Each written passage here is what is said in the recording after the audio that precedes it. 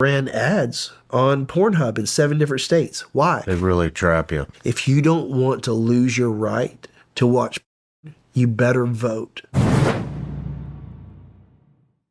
mean, it's crazy. Mm-hmm.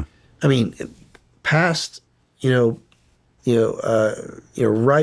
before November 4th, last big push from the Harris-Walz campaign, they ran ads on Pornhub in 7 different states. Why?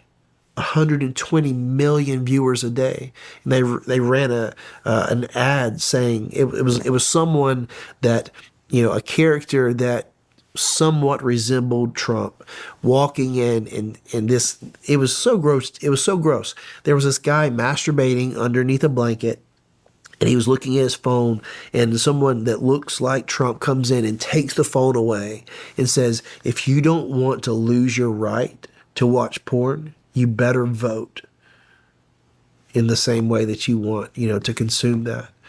Are you shitting me? No. 7 states ran those ads. What states? I'm not sure. Jeez.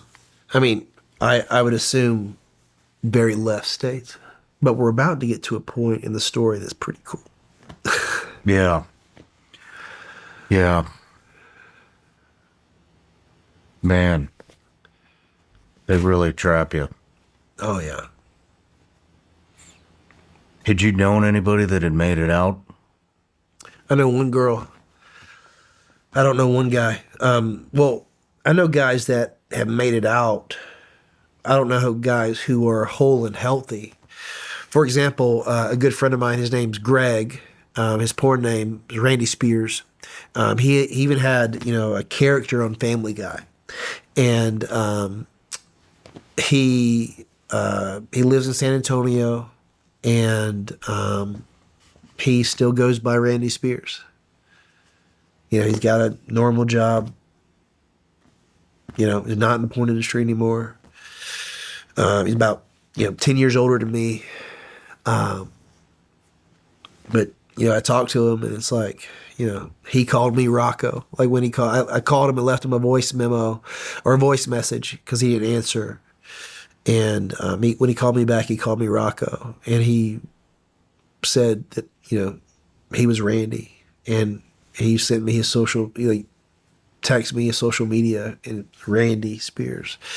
And I think it's this belief that who I am could never supersede that persona. So I'm going to cling on to that because my worth is so much less than this. So yeah, I know one person named Brittany. She lives in Santa Barbara with her husband Richard. They're actually both in ministry. They actually help girls that are in trafficking or like prostitution. They kind of help them get back on their feet. But yeah, like she's the only person that I know. Are any of them reaching out to you? Anybody like, Tons. like, Tons. how do we get out of this? Tons. Every day. And it's like, and some people are very frustrated with me. Because I mean, there's still people who are in the industry that are very successful that either I mentored or were good friends to me. Because, a lot of the guys who were younger, when I was in the industry, they were like, how do I do this? How do I do this right? How do I make a career out of this? How do I, because the thing that I was best at was, well, I understood, well, if you get relational equity with a director, then he's going to hire you often and he's going to recommend you, to other people. I understood networking. I understood relationships. And it's like, I was a good actor, but I cared about people and I remembered people's names and, so like simple stuff was the things that allowed me to be very successful in that industry. And I was just, teaching them simple things that worked well for them. But I've had conversations as of recently, as recent as a month ago, of people who are very, very successful in the industry today that have been in the industry, now, approaching 15, 20 years. saying, man, I thought we were friends. And I was like, well, what do you mean by that? He's like, you say all this stuff about the industry. I'm like, yeah, man, I detest the industry with every fiber of my being. And I think it's vile and evil, but I love you. I don't have to agree with what you're doing. I, I mean, I understand you find identity in that.